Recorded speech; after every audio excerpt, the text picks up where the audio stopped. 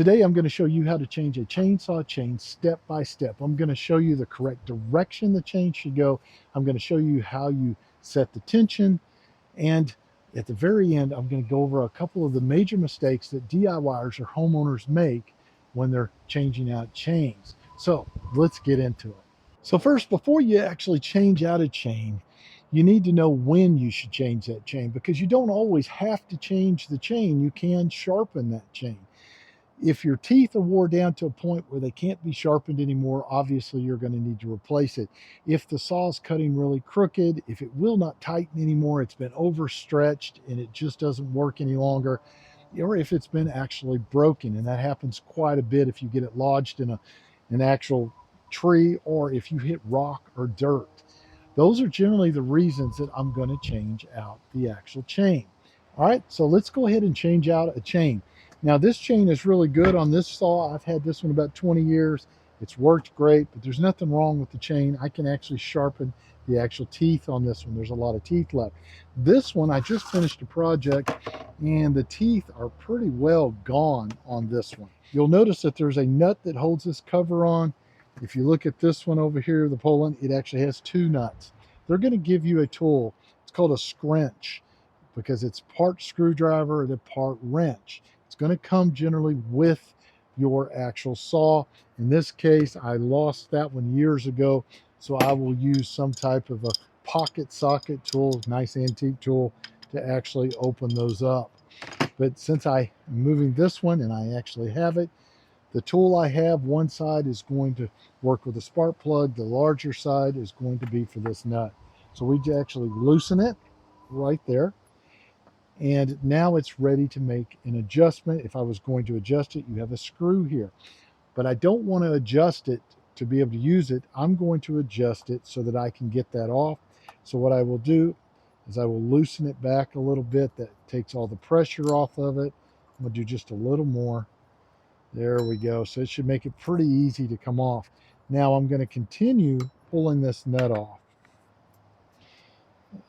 Once you get it loose, you can generally do it by hand, but this one's working so well, I didn't need to do that.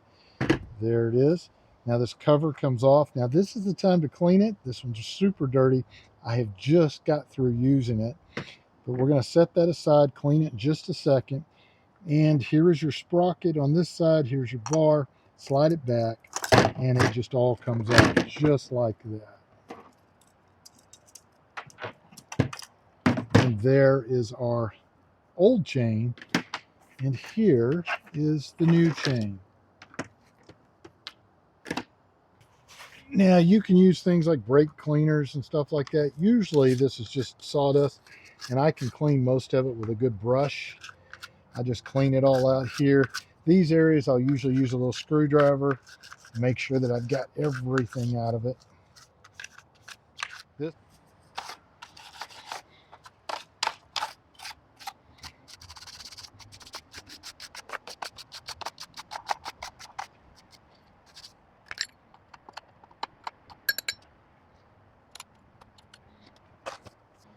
Okay, so once it's ready, I'm going to put my chain and bar back on. Now, I'm going to probably flip my bar because I've been getting a lot of wear down in here. If you flip it every time you change out a chain, it actually makes the bar last a little longer.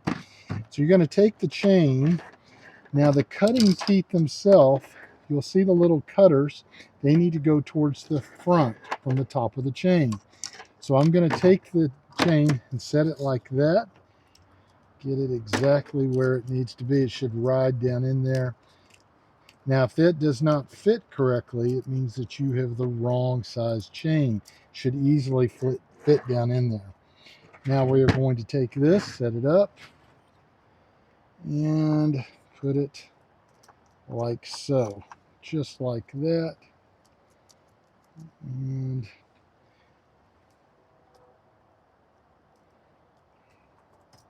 just like that right there. Now we're going to get it kind of started, so we're going to take the cover, put it back on. Just like that. And you'll notice the plastic piece has to fit down in there. And then I'm going to snug the little nut up. Not crank it down, but get it where it's going to kind of hold it in place, but where I can still move it. There we go, just like that. Believe it or not, that's actually pretty good right off the chute. We'll tighten it just a little. So we go to the right, and you'll notice it has an arrow with a plus, meaning it's going to tighten. And tighten it up just a little. That snaps in pretty good. I want to go about 1/8 of an inch. I'm going to do just a little more.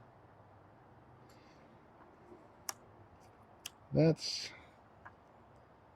still a little bit loose.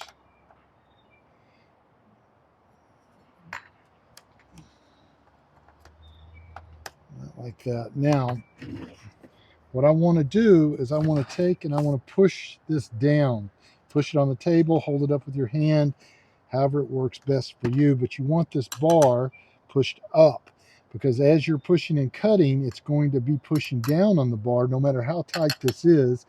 And as the chain gets warm, it's going to start creating a lot of sag.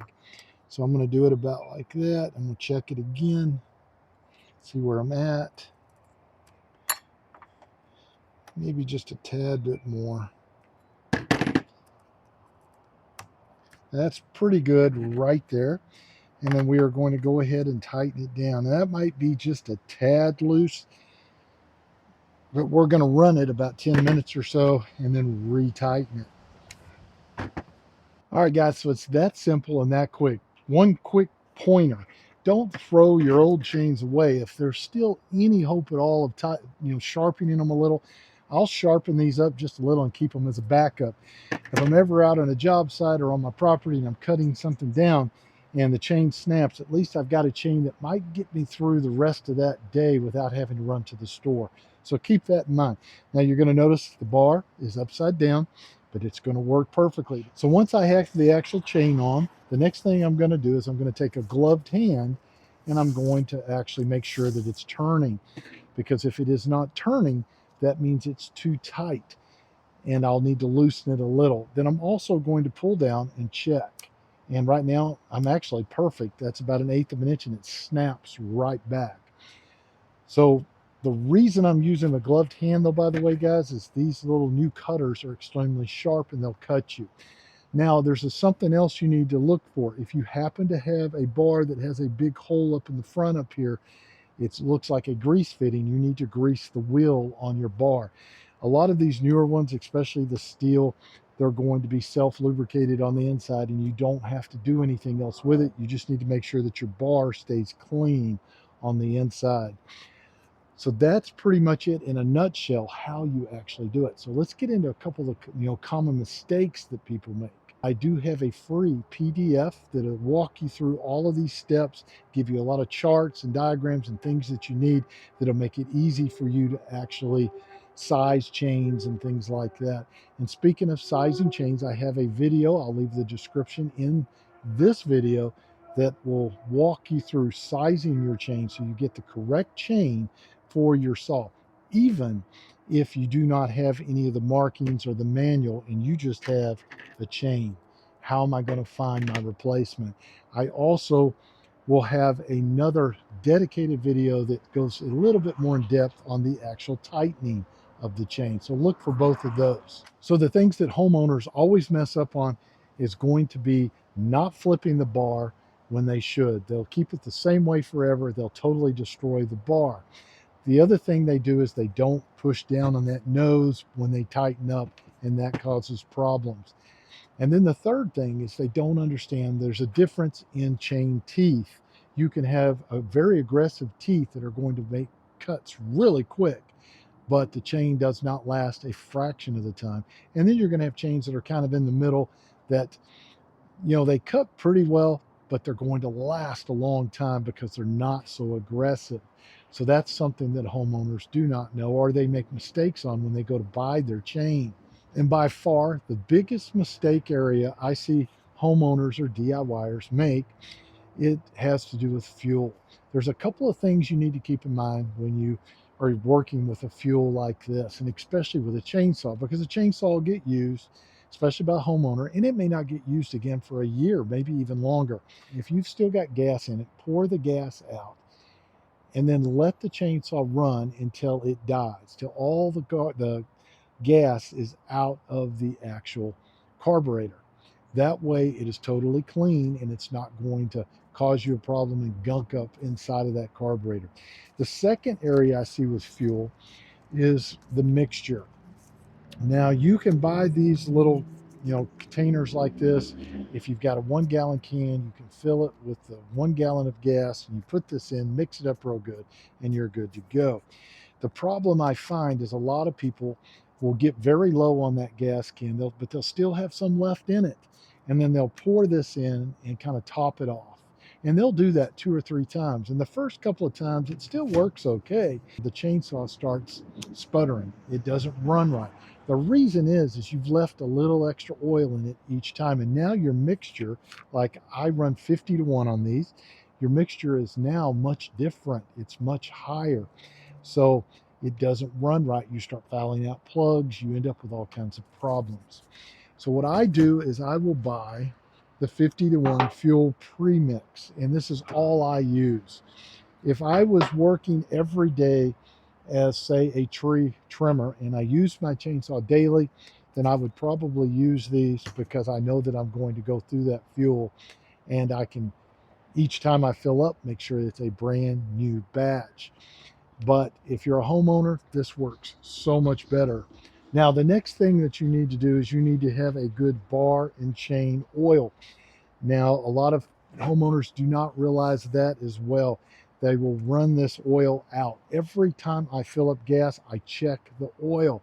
And the way you know that it is working is if you are using it and you're revving it up and you're pointing it at something, say a log, concrete, whatever, you're going to see a little bit of that oil hitting the ground. If you're not seeing that oil, you are not getting the oil to your chain, and you need to take the chain back off and look for the oil little hole and make sure that it's not clogged up.